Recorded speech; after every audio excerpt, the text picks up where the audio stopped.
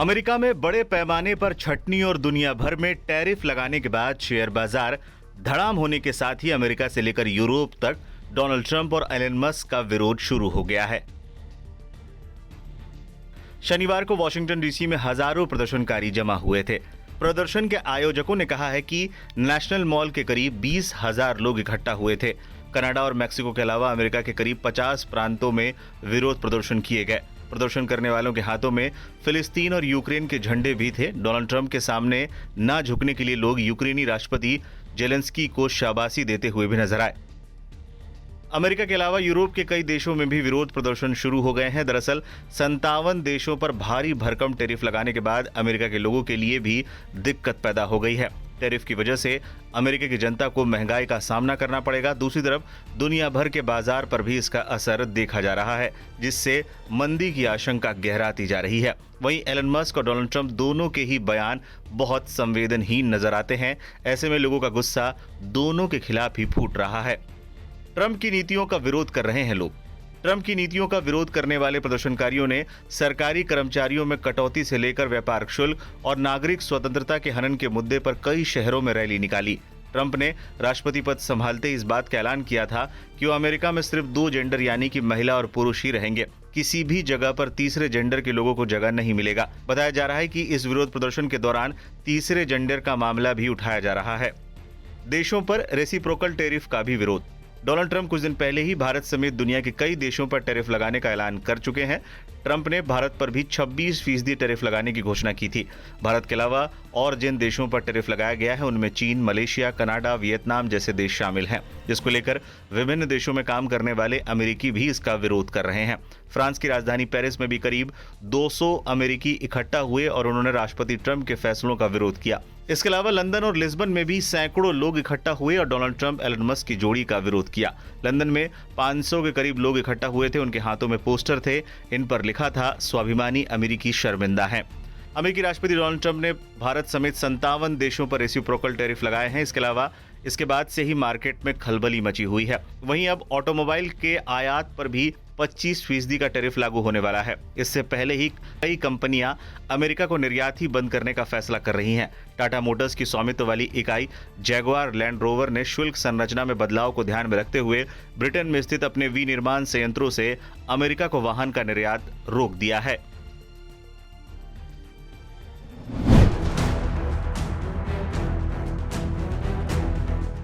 बीते मंगलवार को जब अमेरिकी फौज ने यमन में एक घातक हवाई हमले को अंजाम दिया तो इसमें 70 लोगों की मौत हुई और दावा किया गया कि अमेरिकी हमले में ईरान की इस्लामिक रेवोल्यूशनरी गार्ड कॉर्प्स यानी पासदारान इस्लाम के एक सीनियर फील्ड कमांडर की भी मौत हुई है।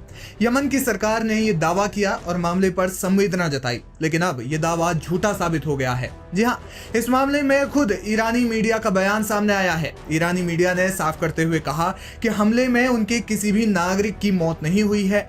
ईरान की तस्नीम समाचार एजेंसी के मुताबिक यमन की सरकार का दावा गलत है और इस हमले में उनके एक भी नागरिक या एक भी कमांडर का बाल भी बांका नहीं हुआ है। तस्नीम न्यूज एजेंसी ने कहा, यमन में ईरानी सेना की शहादत के बारे में जारी की गई रिपोर्ट सही नहीं है। तस्नीम के रिपोर्टर द्वारा की गई फॉलोअप रिपोर्ट से पता चलता है कि यह दावा झूठा है और यमन में कोई भी ईरानी शहीद नहीं हुआ है।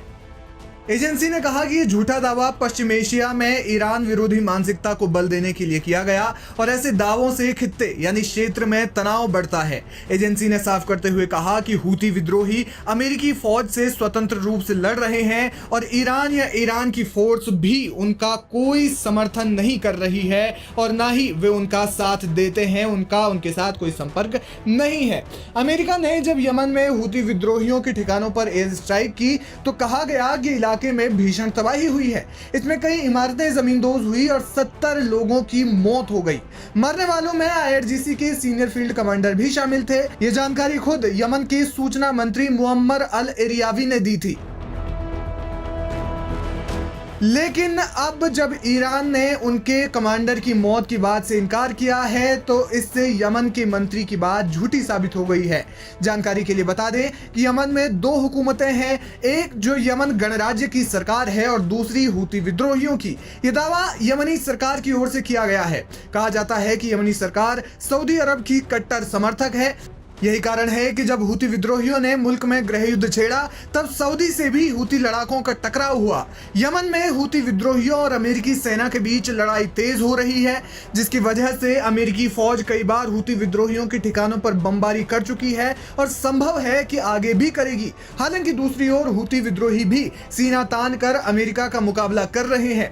हाल ही में हूती विद्रोहियों ने एक साथ 3 जगह पर हमले किए। सबसे पहले उन्होंने अमेरिका के एक जासूसी ड्रोन को मार गिराया जो अमेरिका और इसराइल के लिए खुफिया जानकारी इकट्ठा कर रहा था। यह ड्रोन सादा प्रांत में नाकाम किया गया। इसके बाद हूती विद्रोहियों ने लाल सागर में मिसाइलों से अमेरिकी विमान वाहक युद्धपोत यूएसएस हैरी ट्रूमैन और उसके साथ अन्य युद्धपोतों को निशाना बनाया। इतना ही नहीं, हूतियों ने इसराइल की राजधानी तेल अवीव में भी ड्रोन हमले किए।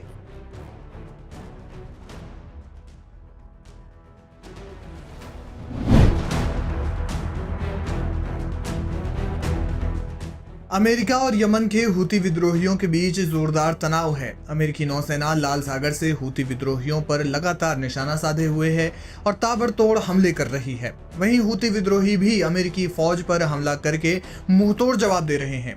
लेकिन ये विद्रोही सिर्फ अमेरिका से ही नहीं लड़ रहे हैं, बल्कि वे इसराइल पर भी हमले कर रहे हैं। इसी कड़ी में हूतियों ने राजधानी तेल अवीव में इसराइल के मिलिट्री बेसों पर हमला किया है। हूती विद्रोहियों ने इस हमले के बारे में जानकारी दी। उन्होंने कहा कि अभियान फिलिस्तीनी लोगों के समर्थन में चलाया गया। हूतियों के सैन्य प्रवक्ता याह्या सारी ने समूह केम अल मसीरा टीवी पर एक बयान में कहा, यमन के ड्रोन बलों ने इसराइल के कब्जे वाले याफा क्षेत्र में एक इसराइली मिलिट्री बेस को याफा टाइप ड्रोन से निशाना बनाया। जब तक इसराइली हमले बंद नहीं हो जाते और गजा पट्टी पर नाकाबंदी नहीं हट जाती, तब तक हमारे बल उत्पीड़ित फिलिस्तीनी लोगों के समर्थन में अपने कर्तव्यों का पालन करना जारी रखेंगे। याह्या सारी ने इस बात पर जोर दिया कि ऑपरेशन फिलिस्तीनी लोगों के समर्थन में चलाया गया था।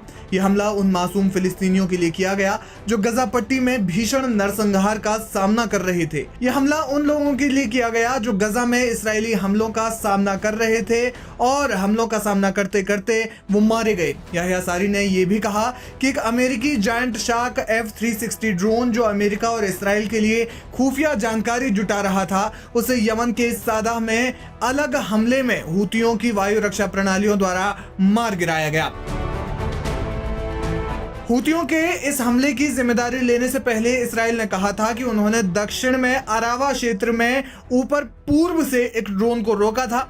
जनवरी में गजा में युद्ध विराम और कैदी विनिमय समझौते के बाद इसराइल पर मिसाइल और ड्रोन हमलों को रोकने के बाद पिछले महीने तेल अवीव द्वारा युद्ध विराम तोड़ने के बाद हूतियों ने इसराइल को निशाना बनाना फिर से शुरू कर दिया। मिडिल ईस्ट में लगातार तनाव बढ़ रहा है और कब थमेगा ये कोई नहीं कह सकता। लेकिन बीते साल पहले इसराइल हमास और हिजबुल्लाह के बीच जंग होना, इसके बाद अमेरिका का यमन पर आक्रमण करना इलाके में गंभीर तनाव की स्थिति को दर्शाता है और इस तनाव का ही नतीजा है कि इस्राएली हमलों से 50,500 से ज्यादा लोगों की मौत हो गई है। हालांकि गजा में सरकारी आंकड़े बताते हैं कि मृतकों की संख्या 61,700 हो सकती है, क्योंकि कई लोग लंबे वक्त से लापता हैं और कहा जा रहा है कि वे हमले के कारण मारे गए होंगे। बहरहाल हूती विद्रोहियों के ड्रोन अटैक का जवाब इसराइल किस तरीके से देता है, ये देखना अहम होगा।